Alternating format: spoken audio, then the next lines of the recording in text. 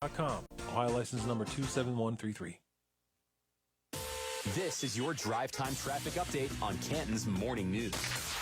And traffic and weather brought to you by Crown Heating and Cooling, family owned and operated, serving the residential and commercial heating and cooling needs since 1960. Right now, things look great on the roadways, not really seeing too much happening out there. So we'll keep an eye on things for you. We'll let you know. It's quiet. You should get to where you're going on time. Just call us or text us at 330-450-1480. Canton's severe weather station. Stick with us. Now, the 1480 WHBC AccuWeather forecast. Much colder with some clouds and sun mixed today, a high of 32. We'll have overcast skies tonight with a low of 20.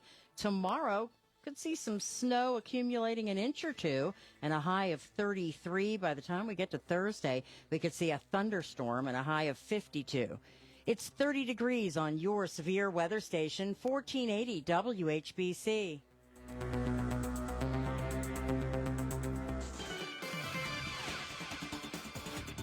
Well, on this Tuesday morning, we are going to have our weekly chat with Canton Mayor Bill Sherer. He's in studio with us this morning. How are you, sir? Good morning, Pam. Good to see you.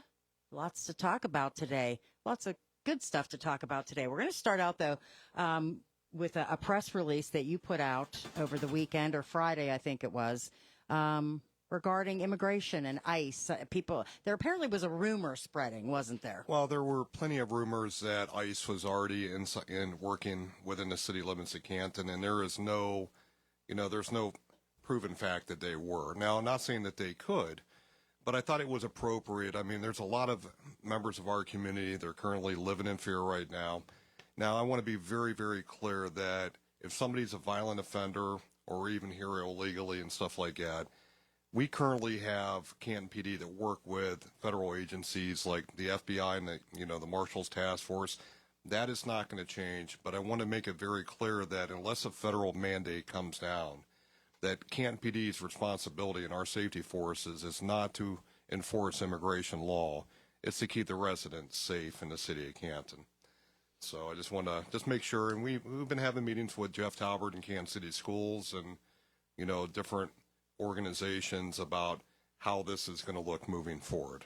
Yeah, because I think, like you said, a lot of people are wondering, how can the local police, you don't even we had the chief tell us doesn't have enough staff to try to get everything done he wants to get done in the city, but have to put that on their agenda as well. Yeah, that's correct, Pam. I mean, 20 years ago, if we had 150 plus officers on the street, not including the chief and the brass, right now we're in the mid 90s, and we are working to get our numbers back up with all of our safety forces. But we don't even have the resources to even if a federal mandate would happen to come down.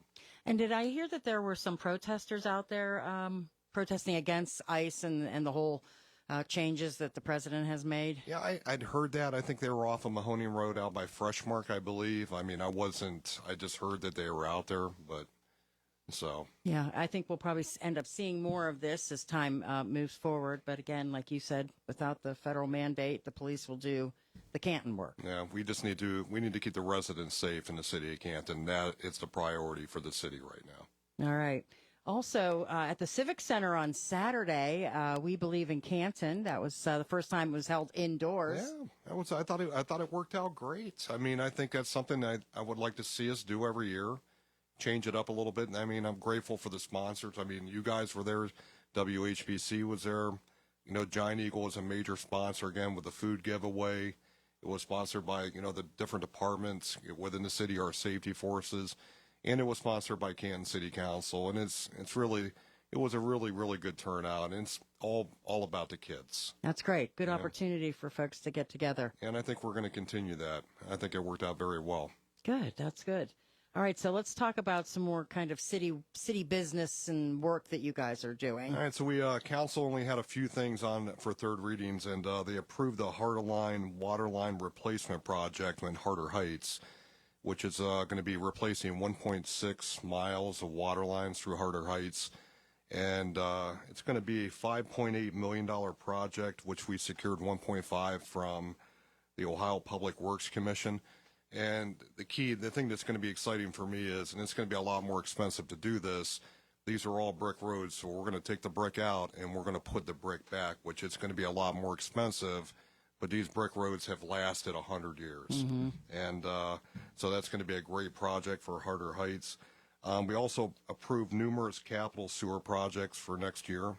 What we do is we have to televise and see how the sewer lines are doing.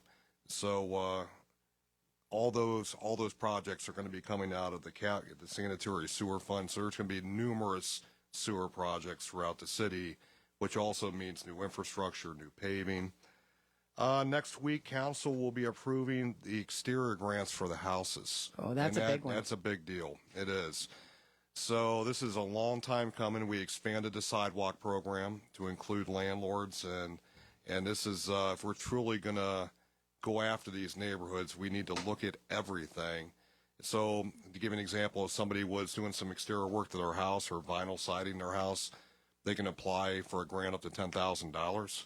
If somebody's building a new house in Canton, they can apply for a grant up to $15,000. We're going to expand our down payment assistance program.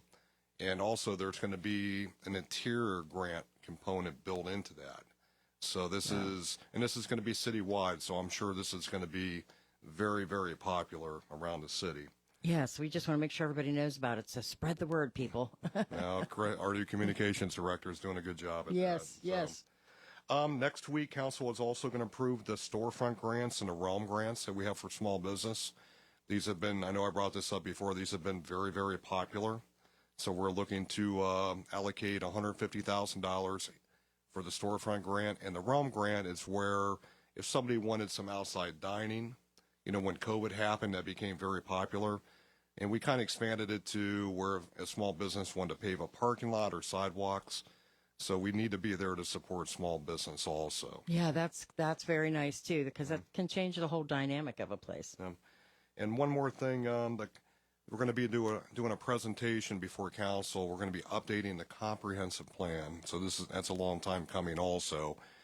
When you read the comprehensive plan, neighborhoods are mentioned 159 times, and we really wanted to change it where we took some core assets out, like the Hall of Fame Village and some other things, and to really, really concentrate more on neighborhoods, and that is going to be the priority moving forward. So it's going to be a good thing. And as we look at Centennial Plaza, you're still working there, right? Yeah, we're still working. We're making progress. We're currently negotiating with the Hall of Fame, looking to go a different direction with Centennial Plaza. We're looking to have Blake Schilling with SMG that runs our Civic Center. Blake's a great guy to really take over the management of Centennial Plaza.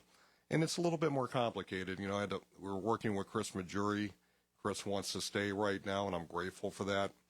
But I think Blake can really bring a different level of programming down. We're talking about possibly doing ticketed events down there, maybe sectioning off downtown, doing Ticketmaster through Blake, I think Blake's talking to like a Beatles tribute band like the Liverpool Legends. And just bringing a different level of programming down. More activity. Yeah, absolutely. Yeah. We're never going to be able to compete with Jackson Amphitheater or Plain, but there's no reason why we couldn't do a couple events per year, ticketed events. And to give an example for Blues Fest, I want to see Blues Fest come back downtown and the Ribs burn off. And, but if you want the good bands to come down, you're going to have to pay them to come down. That's right. But we're also going to be we're going to be helping out with the entertainment this year, with a financial aspect, and still doing free concerts, and there's going to be a lot of good stuff happening. It's exciting. I like it. That makes me think of good weather. Yeah, and one more thing. Canton City Council approved the police substation for downtown. And I understand that I'm not going to make everybody happy all the time, and that's okay. This is going to be very, very impactful for downtown. With 180 events that we do downtown, not including Hall of Fame festivities, it's going to be at the old Frank's Produce right beside the Arcadia. It's going to be a command center for downtown. I think it's going to be very, very impactful. Yeah, that's a perfect spot for it. It really is. Yeah. Lots of stuff. Boy, see, we always run out of time. So many good things going on. All right, sir. Well, I appreciate you stopping in, and I know we'll talk again soon. Yep, I'll see you in a couple weeks. Okay. All right, thanks, Pam. Canton's Morning News with Pam Cook. If you missed one of our guests,